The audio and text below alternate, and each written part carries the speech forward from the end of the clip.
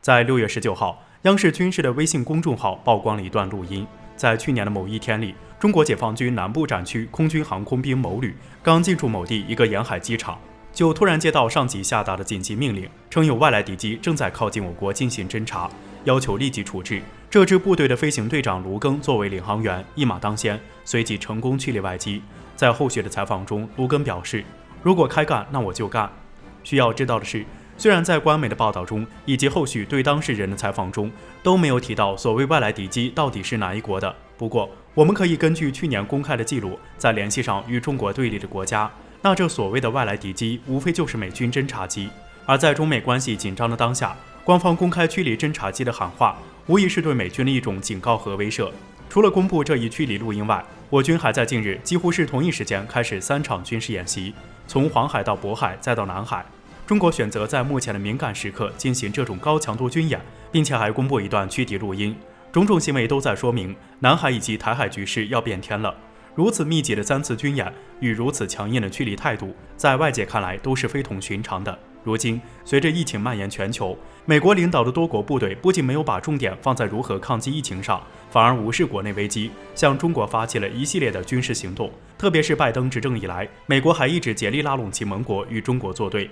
无论威逼利诱还是其他手段。随着事态的发展，开始有越来越多的国家积极响应美国的号召。那既然如此，中国当然也就没必要继续忍耐下去了。连续不断的实弹军演以及强硬的政策，让以美国为首的美日法澳联军嚣张气焰全无。莫里森直接公开服软，希望能与中国重新展开良好的对话通道。另外值得一提的是，除了在南海方面的主权问题愈加强硬外，对于台海问题，中国各界的舆论也是逐渐向武统靠拢，特别是中美关系火药味越来越浓，这让我军的战备意识不得不迅速增强。双方的持续加码使得台海局势擦枪走火的可能成倍增加。针对这一情况，这让来自美国斯坦福大学的国际关系研究专家梅惠玲感到不寒而栗。他认为，我军的种种行动旨在告诉外界，即便是在美国介入的情况下，中国也具有武统的能力和可能性，武统开始成为了两岸统一的新现实。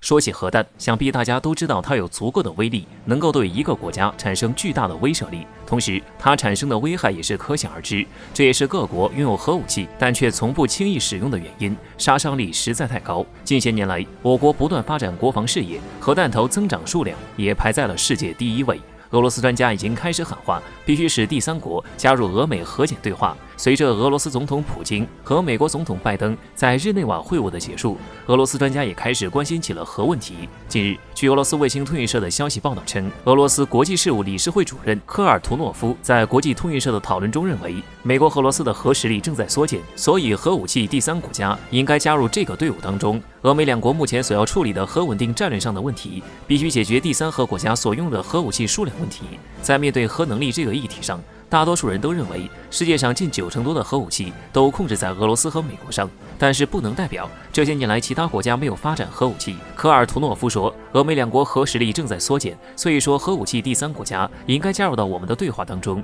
众所周知，中国的核实力近些年来正在不断的增长，对此俄罗斯专家也一致认为，中国应该加入新削减核武器战略条约的队伍当中，来调节这种状态，使其尽量温和。俄罗斯这位国际事务理事主任说，中国的核实力在增长确实没错，近年来我国核弹头的增长数量也确实排在了世界第1，但是我国的核弹总数量和你们2个核威胁国相比，也不至于到你们的眼红地步吧。相关数据显示，俄罗斯在2021年的核弹头总数量达到了6255枚，同比减少了120枚。如此高的核弹数量，也就自然排在了世界第1位。美国2021年的核弹数量为5550枚，同比减少250枚，排在了世界第2。中国2021核弹头总数量350枚，同比增长30枚，排在了世界第3位。所以说，跟美俄2国相比，中国的核实力也不至于引起威胁，加入到俄美核检的对话当中。那么我国是否还需要增加核弹头数量呢？我国军事专家宋忠平做出了回答。宋忠平认为，我国的核武器实力和数量还需要提高，在美国不断升级打造新一代核武器的背景下，对中国构成了极大威胁。尤其是美国近期不断加大了对中国的干扰，所以中国应该加快研制新型战略核武器，并且还要加大研制数量，这样才能有效阻止美国对中国的产生更多威胁。提高核能力不是与哪国竞争，而是要保证我们在遇到类似美国的威胁时，能够更好的处理。中国虽说目前的核武器在逐渐扩大，但跟俄美两国相比，也只是其中的一小部分。俄罗斯政客一向表示和中国友好合作，看来也只是在于友好合作罢了。正如宋忠平所说，中国当前迅速发展所面临的威胁，不只来源于美国，还要解决世界各国带给中国的压力，所以我们需要发展更强大的国防实力，来保证我国的强大。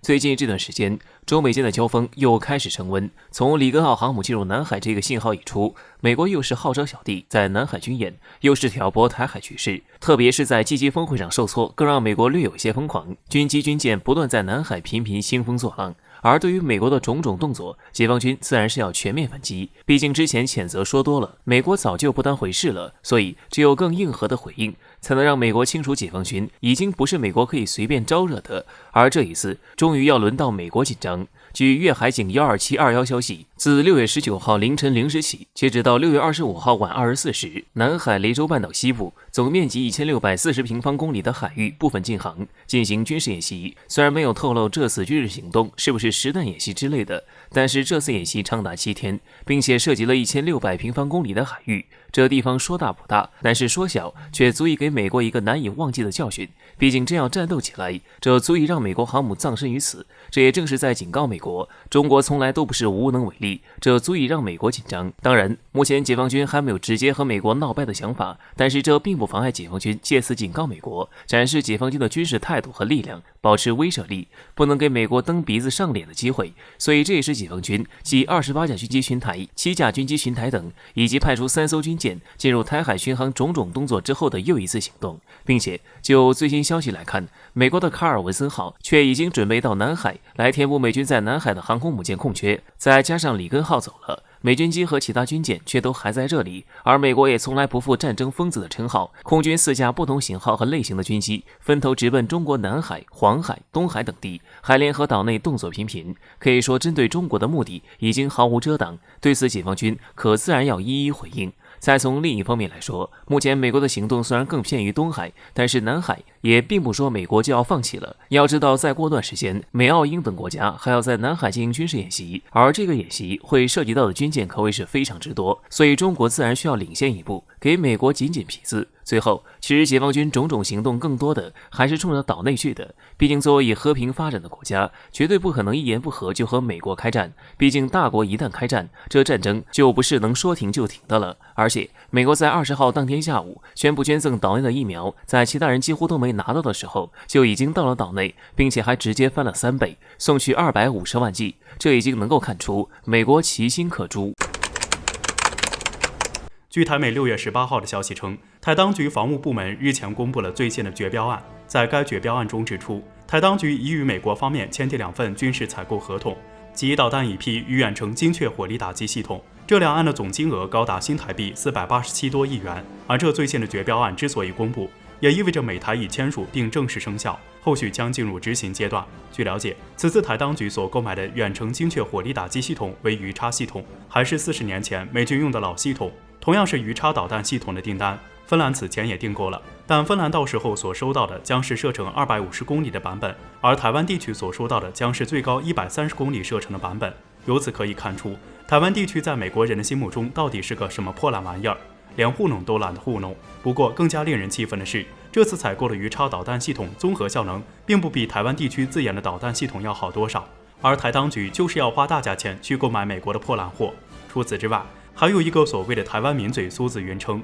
一旦这次的台美重大军购案生效，美制装备到台后，那大陆的解放军就将会丧失对武统的信心。但武力统一的最佳时机，真的会因为美军一些自己都不用的垃圾武器就过去了吗？台美重大军购案的生效，对我国的解放事业是一种挑战，这是毋庸置疑，但同时也是一种机遇，说不定这就会变成台美联手送给我国的大礼。几十年来，大陆一直希望推动两岸的和平统一，但美国不停地打台湾牌，台当局也是因此挟洋自重，妄图以武拒统，这也让越来越多的人们意识到和平统一的可能性已丧失，我国也因此加强了军事斗争准备。实际上，美台勾连行动越大，两岸统一的迫切性就越高，两岸统一的进程也就越快。虽然一直以来武统就是我们最不愿意看见的一幕，但这却给了那些厚颜无耻的某毒分子产生了一种不敢动手的幻觉，误以为大陆担心美国的武装干涉，所以不敢武统。正是这种幻觉让他们花更多钱向美国人购买武器，以此迈出求荣。面对此前种种，就应该像《环球时报》总编胡锡进所说的那般，应立即增加核武器，武力统一或将成为两岸关系的唯一出路。解放军必须加紧一切准备，随时准备发动进攻。